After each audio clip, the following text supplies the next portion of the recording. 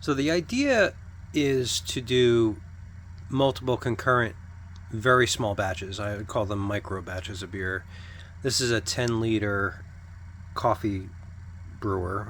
It's an electric coffee urn, essentially, which, let's face it, most of the modern all-in-one brewing systems are very similar to a large commercial volume coffee urn, probably just scaled up and a little bit of digital controls added to it. But the purpose here is to be able to brew basically 4 concurrent gallon-and-a-half batches and ultimately have 4 1-gallon serving kegs to be able to do variation experiments all the way down to the hot side. So let's say 4 German Pilsners where everything is exactly the same except for the exact base malt, like the Pilsner brand from different maltsters. So you can really compare hot side ingredients, whether that also might include like a West Coast IPA with 4 different hop combinations simultaneous.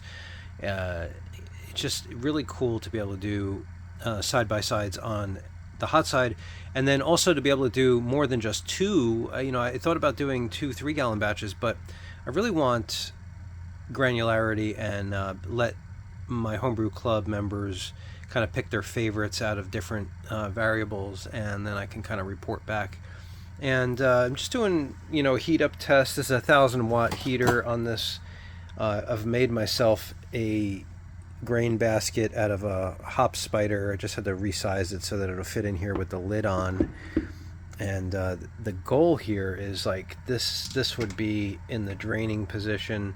If it doesn't drain very well on an angle like this, like if it makes a mess, I'll figure out a way of getting this to sit directly above the kettle. But for right now, my goal is to try it like this, and that fits well. And I'm still trying to experiment with what the maximum batch size would be in here, or how much grain can go in there.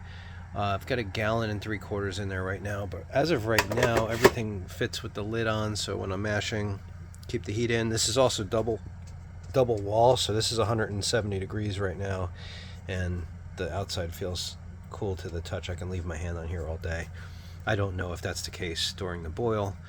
The other thing I need to figure out today is whether or not this thing will boil over without any sort of boil modulation on it. If I have to, I will create a control box for all 4 of these with a solid state variable relay, so I can kind of cut the power down to whatever wattage is required to get a nice rolling boil.